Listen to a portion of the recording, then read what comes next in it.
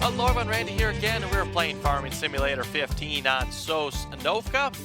Continuing to chop the corn here. We got one bunker. This is 49% full. Funny, I think that's what it was last time as well. And then we're working on field 23 here. And we're currently up to 28% full. Not sure how far the field is done. I'll have to go look at that here in a minute. And maybe we'll call that close enough here. Looks like maybe we have half the field done. Got course playing hired worker working on it again, of course.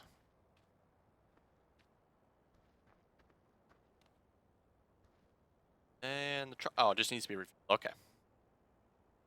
I say red warning messages down in the bottom of the course play are usually never good, but that's just refueled, so okay. Anyway, this episode, since last episode, I've done a little bit of work off screen, not a whole lot. I decided to sell the small Zetor so we could purchase the manure spreader. And then once we get the money, we'll probably buy the slightly larger Zetor with the front loader brackets on it. But anyway, we got a manure spreader sitting here. That is most definitely not where I left it. Definitely not where I left it. Interesting. It should have been lined up over here for the next, probably somewhere in here. Yeah, should have been in here somewhere, lined up for the next row there.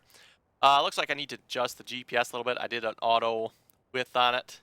As you can see, it is missing a little bit each time. And for some strange reason, it's got an offset too, so.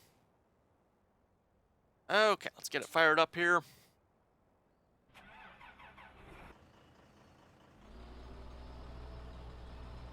And as you can see, I went with none manure spreaders, or slurry spreaders, I guess, whatever you want to call them. GPS. I don't have any lines. That's weird.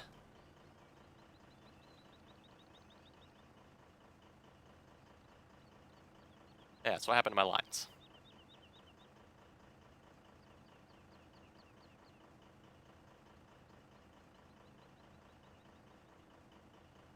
Okay, now it gives an auto-calculated width of 9. But what happened to my lines?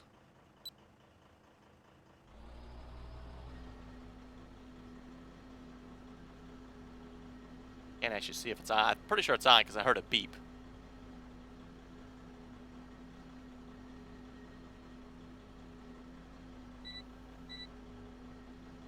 Yeah, it's beeping like the GPS is on, but I don't see any lines. I don't know why. Very weird. Considering they were just on, because I was doing this here before I started recording.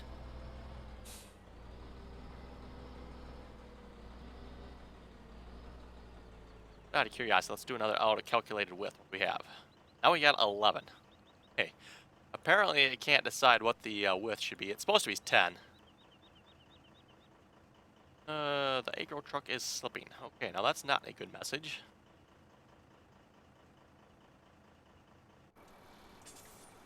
Yes, that could be a technical problem there. I don't get it. Sometimes it drives the course just fine. Like, this is actually the first time I've had to fix this. And other times it smashes into that or it gets stuck on here, so. Slipping. Is he going to get past that? Because I haven't had to fix that yet either, by the way. Made it up and over that.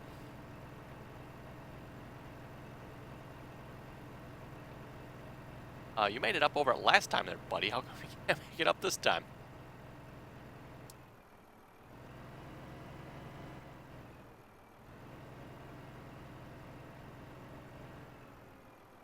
What? I don't know what was so hard about that. I made what are you doing? Oh, I see why. Let's do nearest. Okay, there we go. On the plus side, this should be getting compacted here somewhat. And over here probably will need a little more compaction, but oh well. Yeah, 30%. Okay.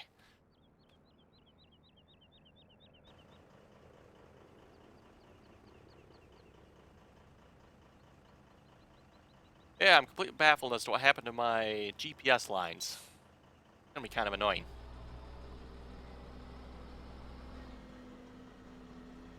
Guess we'll just make the best of it here and see where we end up.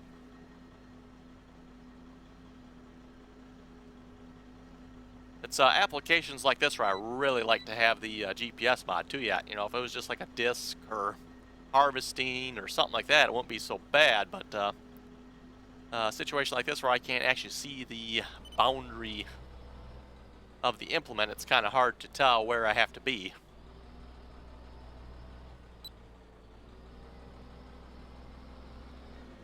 The GPS appears to be working though.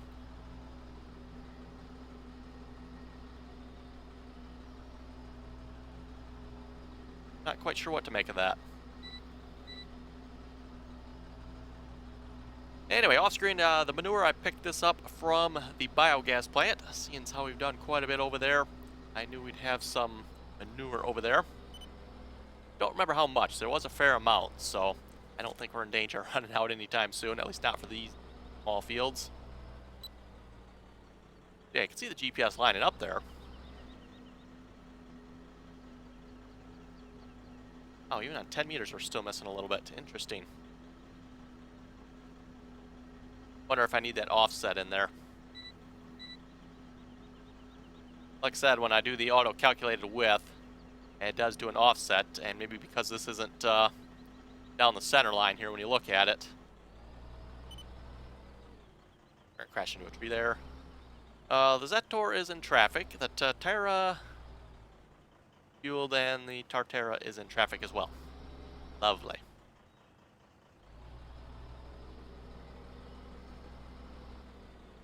You know, you boys were behaving yourself quite nicely before I started recording.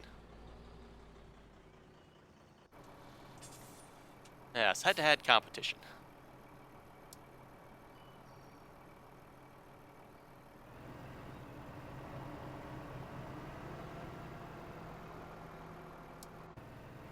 Okay, make sure. Yeah, he. What now? Oh, maybe he's okay. I say make sure he doesn't go and, you know, run the course that way again. He's already empty. He doesn't need to go there again. Okay.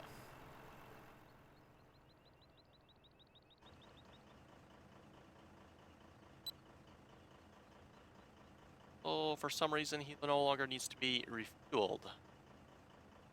Okay, not sure what's up with that. Got fuel somewhere.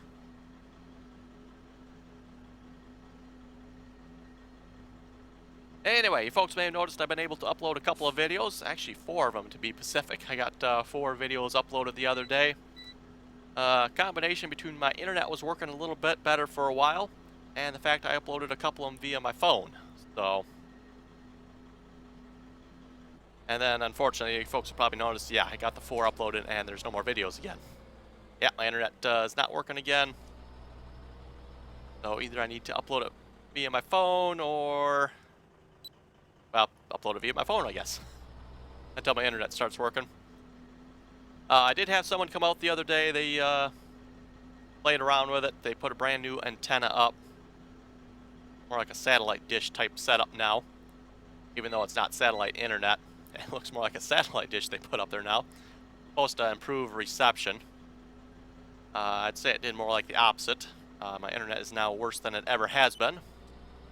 The point is basically not even, or put it usable. Not even usable.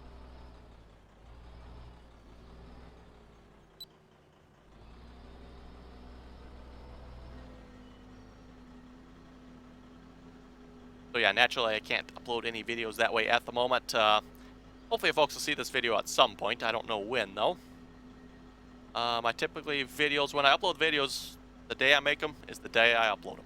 So, not necessarily true with my secondary content videos, like Euro Trucks, Spin Tires, Car Mechanic, Farming Simulator 16, Rockwood, etc. But my main Farming Simulator videos, the day I record them is the day I upload them. Which of course is not happening at the moment.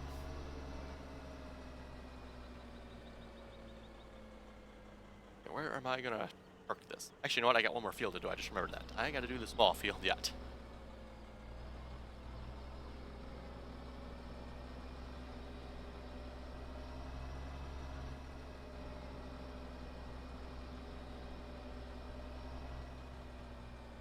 The only kind of problem with this setup is it's kind of long.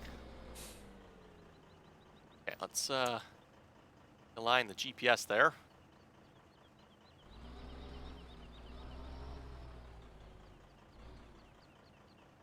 I guess it's realigned. It's not doing anything, but okay, that seems to be working.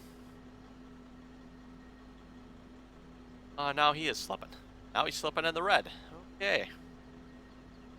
Silly courseplay.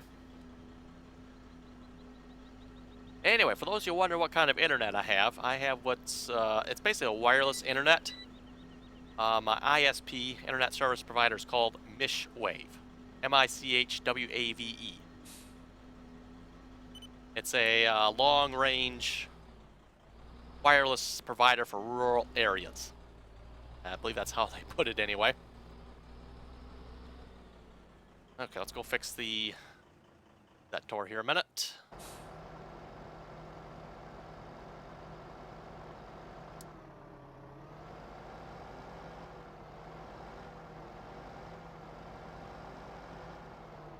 Now it's funny how the truck gets stuck on the opposite side there, and the tractor gets stuck on this side. Probably gonna get stuck. Oh, is he gonna make it? Oh yeah, he made it. Okay. I was gonna say he might get stuck there.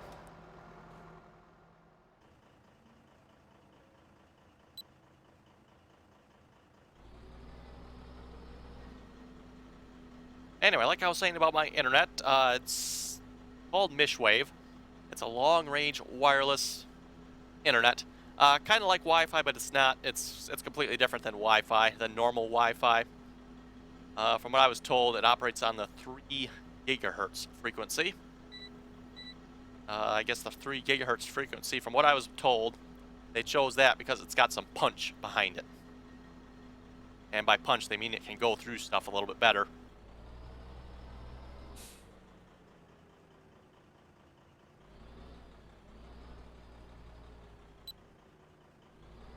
For example, you take normal Wi-Fi operating either on the 2.4 or the 5 gigahertz frequencies. Typically, you get more than a couple hundred feet away. You folks notice a pretty significant drop in quality of the connection, especially if you're like talking walls and stuff like that. You know, walls, ceilings, roofs. Really affects the Wi-Fi connection.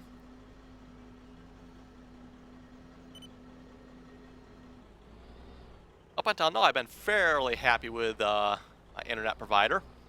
Definitely been better than a couple of the other unmentionables I've had. Yeah, the last couple of weeks, I don't know what's happened with them, but they've been no good. Put it nicely.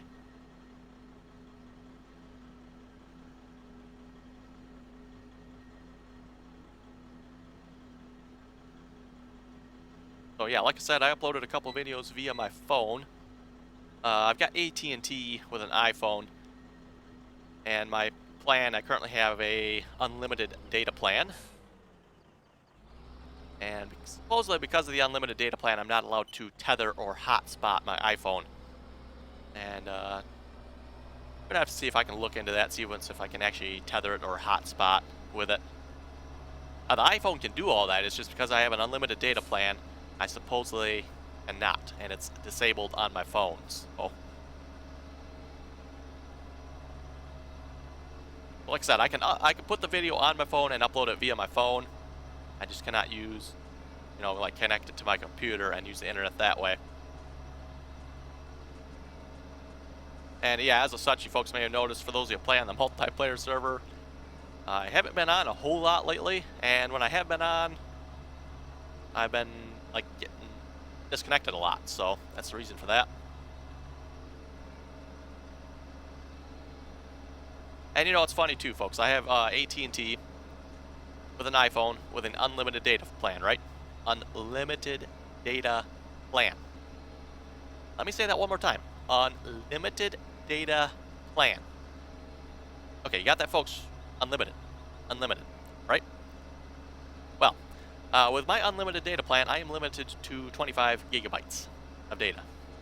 After which, they throttle it down, so it's basically worthless. So, I mean, even though I have an unlimited data plan, I am limited to pretty much, we'll say 25 gigabytes. I believe it's 25. Either that's 50. Pretty sure it's 25.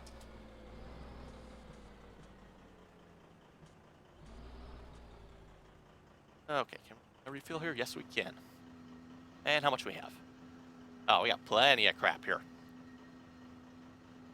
So yeah, like I was saying, I have an unlimited data plan, limited to 25 gigabytes. After I hit the 25 gigabytes, I mean, I can still keep using it, but they slow it down. And they slow it down to the point that it's basically useless. I mean, it's so slow, dial-up will beat it practically. So yeah, what part of unlimited they don't understand, I'm not sure, but anyway. Typically, I don't ever hit the 25 gigabyte mark anyway, but the few times I have, it's like, yeah, wow, this is pretty much useless. And I have called them up on it a few times. It's like, hey, this is crap. I pay for an unlimited plan. So I've ripped them over the coals pretty hard on that one a few times now.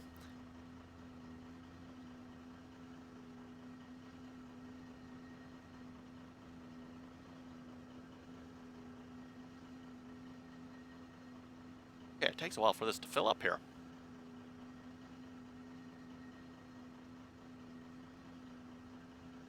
Oh, and one thing I didn't mention, you can actually see the fill level there. I didn't look at it close enough, but this little pointy thingy here points to full. It actually was empty there. Didn't point that out, but it was empty. And I've actually, in my area, I've actually seen someone has a setup like this. They've got two of them connected together. The big tankers and a whole bunch of hoses connected together in the middle here.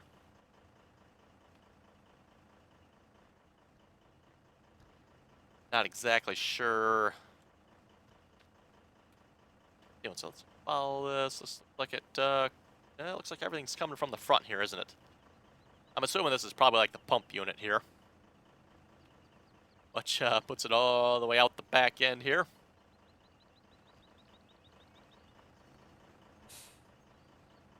Anyway.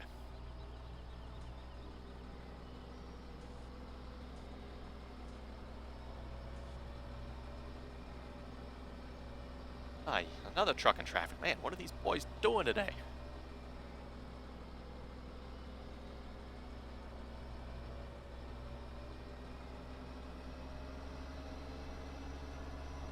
Doesn't say the other tractors in traffic, so I'm not sure what he's in traffic with.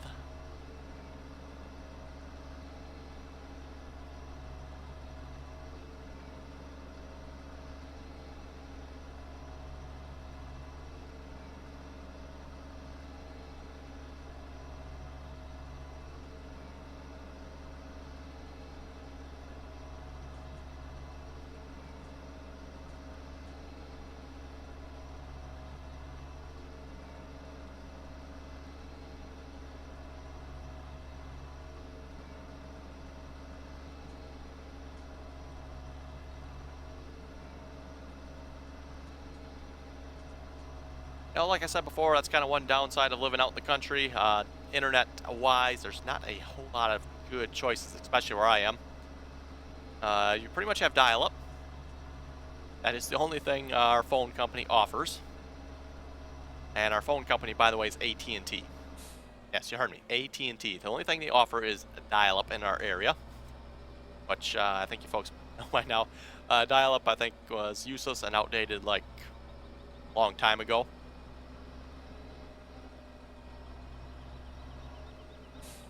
And then you pretty much have satellite. Those are like really the only two options. And then the last few years, what's popped up is a couple of wireless providers.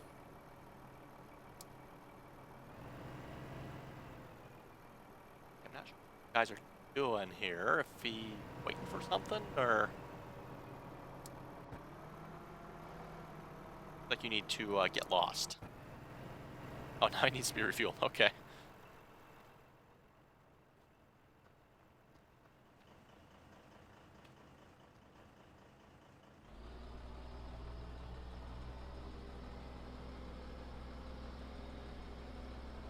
So like I was saying, internet-wise, you got dial-up, you got satellite providers, and then what's come up the last couple of years has been a couple of wireless providers. I know there's for sure two. I like to say there's a third one. I don't know if it's actually available right in my Pacific area. But there's an internet provider known as Freedom Net, which I used to have those a few years ago. Worked pretty good for a little while, and their service just went to absolute frickin' crap. So got rid of those. Went with a different solution. A phone company down the road. A little 2-bit outfit from nowhere. Offers DSL. So we ran a cable from a half a mile down the road over to us. That went pretty good for a while as well. Until I don't know if it was their service or what happened. But that, yeah, the internet there as well just went to absolute frickin' crap. I mean, pretty much useless. And then we happened to get a flyer in the mail here, I think this was about a year ago now, for an internet service called Mishwave. It's like, we'll check it out. I'm not too big on the wireless idea, but gotta be better than the wired solution at the moment.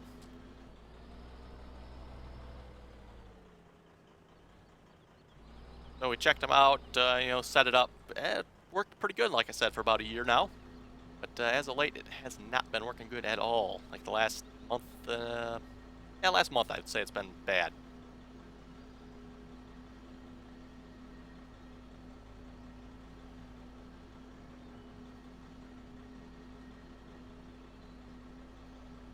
And the first internet provider we had there was FreedomNet. Like I said, worked pretty good for a while. They are operating, I believe it's the 900 megahertz frequency. Or somewhere thereabouts, 900 something. I don't know if there's a Pacific one, but they're operating somewhere in the 900 megahertz frequency. The biggest problem I always had with the wireless 900 megahertz frequency with FreedomNet, anytime it would storm, we would lose internet. Which was like always really annoying. You know, it's like storming outside, so can't do nothing outside, so let's come inside. You can't do nothing with the internet inside, so you gotta find something else to do. It was like, you know, a sunny, warm, nice weather out type of internet. Kind of like from what I understand what satellite is. That's one reason I do not really want to have a satellite internet. Satellite internet is supposedly really affected by weather. Plus, for those of you who have satellite internet, as far as I know, you're pretty much limited to a certain number of gigabytes. You're gonna get stuck on that again, aren't you? Okay.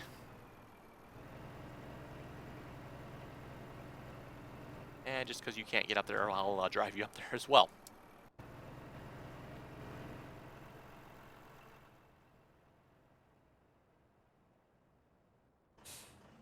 Okay. Let's see if we can park this over on the other side here.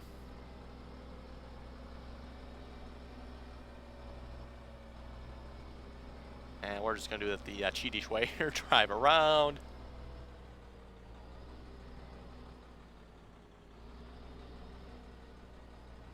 Trust me, if I was a farmer and had a shed like this is the way I'd be doing it in real life, too.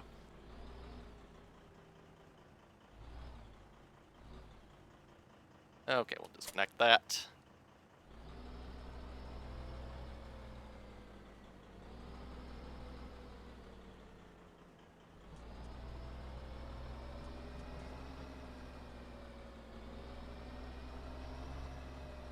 Okay, and field 25 is done, so that means we should probably get it replanted. Don't believe I've showed you folks this on screen yet, but the DB40 planter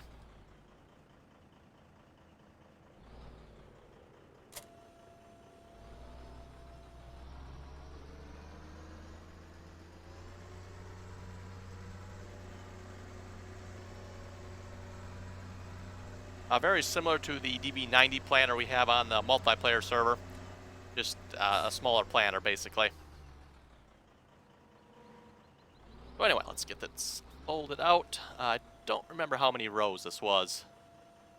Got 6 on the back and 9 on each side.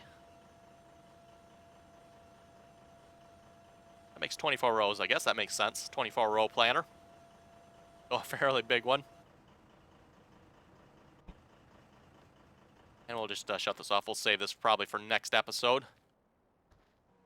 But there it is, the DB40. That's interesting. That one, like I-beam there, disappears.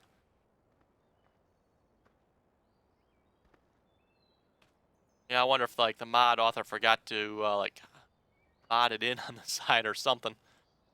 Oh, you can see the underneath now. Yeah, it's kind of weird. Or maybe it's not supposed to. I have no idea. Whatever. Looks like the mod author messed something up there. Yeah, very nice looking planter. Works good. Nice to see a little bit nicer, larger American style planter. So anyway, with that, I think we'll wrap up the episode there. If you folks have any comments or questions, be sure to leave them below. And as always, thanks for watching, and until next time.